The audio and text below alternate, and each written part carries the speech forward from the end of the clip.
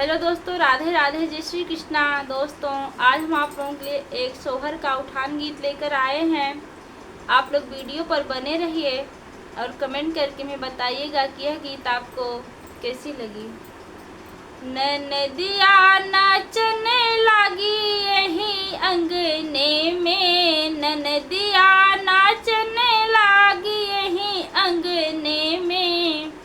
हमरा के चाही भाभी सोन के कंगनवा, हमरा के चाही भाभी सोन के कंगनवा। पितरी नहीं चली भौजी यही अंगने में, पितरी नहीं चली भौजी यही अंगने में। ननदिया नाचने लागी यही अंगने में।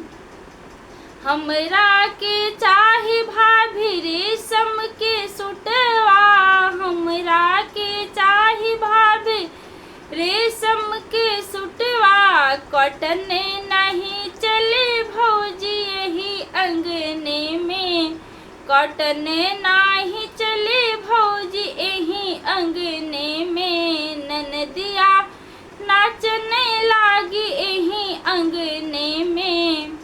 हमरा के चाही भौजी तोहरी तिजोरिया, हमरा के चाही भौजी तोहरी तिजोरिया।